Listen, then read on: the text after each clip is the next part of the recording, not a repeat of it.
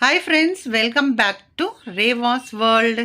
இன்னைக்கு நம்ம ரேவாஸ் வேர்ல்டில் என்ன வீடியோ அப்படின்னு பார்த்தீங்கன்னா, ஒரு இட்லி பொடி ரெசிபி தான் உங்கள் கூட நான் ஷேர் பண்ண போகிறேன். ஸோ எல்லாருக்குமே பிடிச்ச மாதிரி ரொம்ப ஹெல்த்தியான ஒரு இட்லி பொடி. ஸோ வாங்க வீடியோக்குள்ளே போகலாம். இப்போது இட்லி பொடி ப்ரிப்பேர் பண்ணுறதுக்கு ஒரு கடாயில் உளுத்தம்பருப்பு எடுத்துக்கிறேன். இன்றைக்கி நான் தோல் உளுந்து நான் எடுத்திருக்கேன். ஒரு டம்ளர் அளவு எடுக்கிறீங்கன்னா அதே மாதிரி நீங்கள் எடுத்துக்கோங்க. நான் சின்னதாக ஒரு மெஷரிங் கப்பில் எடுத்திருக்கேன். ஸோ ஒரு கப்பு கடலப்பருப்பு, ஒரு கப்பு உளுத்தம்பருப்பு, ரெண்டுமே ஈக்குவலான அளவில் சேர்த்துக்கோங்க. இது கொஞ்சம் வறுபட்டதுக்கப்புறம் உங்களோட காரத்துக்கு ஏற்ப காஞ்ச மிளகா சேர்த்துக்கோங்க. நான் ஒரு 5-6 காஞ்ச மிளகா சேர்த்துக்கிறேன். சேர்த்துட்டு இப்போ இது நல்லா வறுபடட்டும். 1 பை 1 சேர்த்து நம்ம வறுக்கும்போது டைமிங் சேவ் ஆகும். ஸோ அதனால தான் நான் 1 பை 1 சேர்த்து நான் வறுத்துக்கிறேன். சப்போஸ் உங்களுக்கு அப்படி வறுக்க முடியாதுன்னா நீங்கள் தனித்தனியாகவே வறுத்து எடுத்துக்கோங்க. இப்போ இந்த டைமில் கொஞ்சமாக புளி எடுத்துக்கோங்க. ஒரு சின்ன நெல்லிக்காய் அளவுக்கு புளி, ஒரு 5-6 பூண்டு பல் சேர்த்துக்கோங்க. லைட்டாக பூண்டை தட்டிட்டு கூட சேர்த்துருங்க. அப்போ தான் வறுபடுறதுக்கு நல்லாயிருக்கும். அதே மாதிரி இதில் கருவேப்பிலையுமே அப்படி தான். நீங்கள் இன்னும் கொஞ்சம் எக்ஸ்ட்ராவாக கருவேப்பிலை சேர்க்குறதா இருந்தாலும் தாராளமாக சேர்த்துக்கோங்க. இப்போது ஒரு டீஸ்பூன் பொரிக்கடலை சேர்த்துக்கிறேன். அதே மாதிரி கருவேப்பிலை நல்லா ஒரு 2-3 கொத்து கருவேப்பிலை சேர்த்துருக்கேன். சப்போஸ் நிறைய இருந்தால் இன்னும் கூட கொஞ்சம் போட்டுக்கோங்க. இப்போது இது எல்லாமே நல்லா வறுபட்டு வந்துட்டுருக்கு.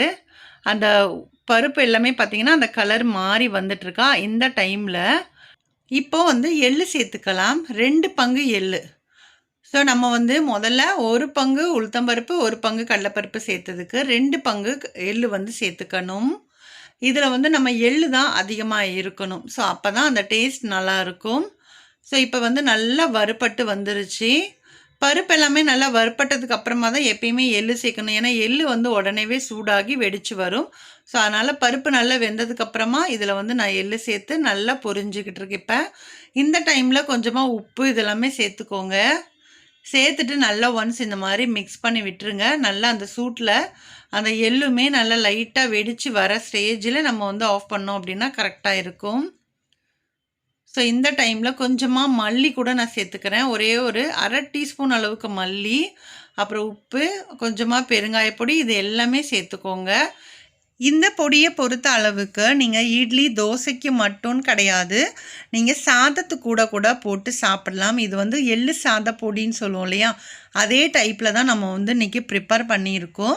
ஸோ நீங்கள் சாதத்தில் போட்டுட்டு இதை ஒரு தாளிப்பு கொடுத்துட்டீங்க அப்படின்னா எள்ளு சாதம் பொடி ரெடி ஆயிரும். ஸோ கண்டிப்பாக நீங்களும் ட்ரை பண்ணி பாருங்கள். இப்போ போட்ட பொருட்கள் எல்லாமே நல்லா வறுபட்டு வந்துருச்சு. ஸோ இது நல்லா ஆற வச்சுட்டு ஒரு மிக்சி கப்பில் அரைச்சி நான் எடுத்துக்கிட்டேன். ஸோ அவ்வளோதான், சூப்பரான டேஸ்டான இந்த எள்ளு சாத பொடி இல்லை எள்ளு இட்லி பொடி எது வேணாலும் நீங்கள் சொல்லிக்கலாம். ஸோ கண்டிப்பாக ட்ரை பண்ணி பாருங்கள். ட்ரை பண்ணி பார்த்துட்டு உங்களோட ஃபீட்பேக்ஸை கண்டிப்பாக என் கூட ஷேர் பண்ணுங்கள்.